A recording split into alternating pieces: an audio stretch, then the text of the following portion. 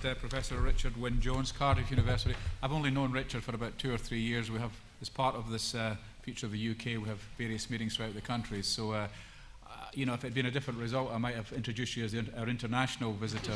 But you're still part of the family, Richard. Maybe not after what I'm going to say. Good morning. I have to apologise. I have my body's anticipated autumn by getting a cold, so my Anglesey accent is probably going to be even more impenetrable than usual. We've been asked to confine ourselves to 5 minutes, so I'm going to cut straight to the chase. The title I've been given is around the constitutional chain reaction in England and Wales, and my central point is, folks, it's not all about Scotland.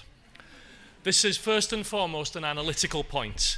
If we want to understand the various debates taking place about the UK's territorial constitution, we need to understand that they've got their own internal dynamics that are certainly not reducible to responding to Scotland.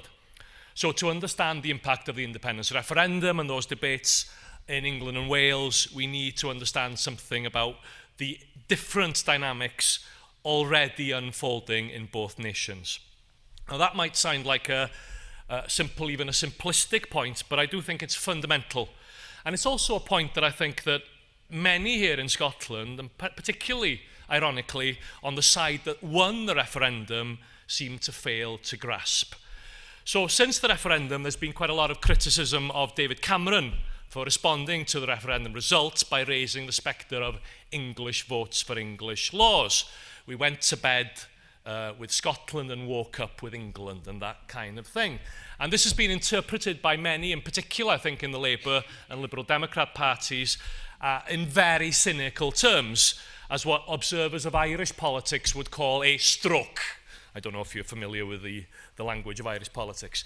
And of course, there clearly are partisan considerations informing the Prime Minister's actions. To no one's great surprise, I trust, politicians are political. Raising the English question does put Labour at a disadvantage, as Charlie Jeffrey already pointed out, not least because that party is so palpably uncomfortable using the E word, England. And the Tories have very little to lose, certainly in terms of Westminster parliamentary arithmetic, from ostentatiously embracing English votes for English laws. But Cameron is not just responding to Scotland or indeed to the Scottish Labour Party or what actually puts one over the Labour Party more generally. He's also responding to significant changes in public attitudes in England, and particular to English dissatisfaction with the two unions of which they are a part, the European Union and the post-devolution UK. This trend was already apparent several years before the 18th of September 2014. The India ref may well have hardened attitudes, but that process was already underway. Now, the politicisation of English identity around these issues is, to my mind at least, one of the most sociologically interesting developments in these islands for a very long time. But of more immediate political significance and relevance is that UKIP, in some ways, despite itself, has become the bearer and the beneficiary of this process. So this is something that Cameron simply cannot ignore. He has to take England and English attitudes seriously. And I confidently predict that Labour, despite the increasingly vociferous objections of its Welsh and Labour MPs, will have to move onto the same territory.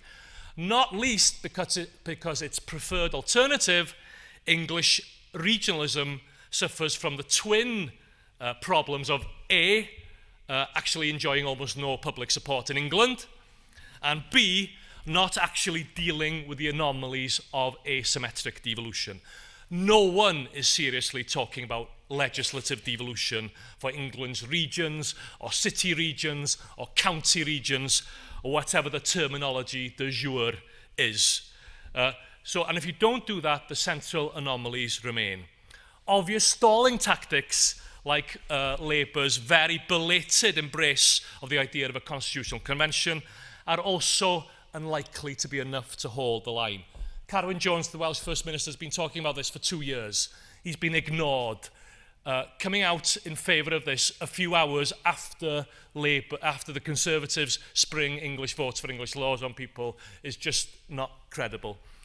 Similarly, at this late stage, embracing the Mackay proposals, which are for a very, very constrained form of English votes for English laws, is unlikely to be enough.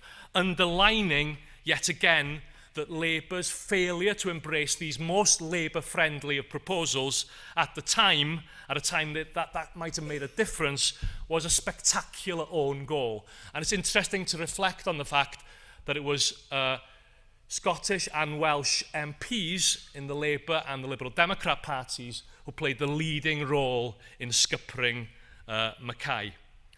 Have I got 2 more minutes, or am I out of time? Okay, I've got 2 more minutes. Oh, see, my accent is paying dividends. So, just one final thought then. During the referendum campaign, I was quite critical of the no side, effectively on the basis of behaving that it was all about Scotland. Specifically, promises were entered into, vows were made, to use the kind of Lord of the Rings type language that you're using up here at the moment. Vows were made by the riders of Rohan that were clearly in the interests of Scotland and Scottish unionist politicians, but were deeply inimical to Welsh interests, and that would make it more difficult to deal with perfectly legitimate English concerns. And also, crucially, no attempt was made to justify these pledges or vows south of the border, with the unsurprising result that there was no buy-in for them there either. The most obviously problematic pledge or vow relates to Barnet and Scotland's relatively generous per capita levels of public spending. A pledge, of course, that ended up on the front of the Daily Record, which really was a stroke. Events since the referendum have underlined the extent to which there really is very little buy-in indeed in the rest of Britain for that particular pledge. Nor is there likely to be when the best that Ed Miliband and Gordon Brown can do is argue that Barnet is a needs-based formula. Newsflash, it absolutely isn't a needs-based formula. Both of them worked in the Treasury and absolutely must know that themselves. Like it or not, pressure is going to build up in the rest of Britain to bear down on public spending in Scotland. And that goes well beyond the adjustment for the Scottish rate of income tax. This is, to say the least, problematic for pro-union Scottish politicians and indeed for Scottish voters.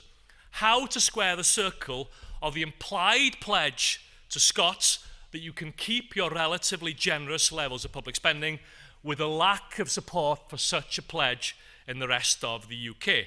Well, the answer is you simply can't do that as long as the only significant tax power you're willing to devolve, apparently, is income tax.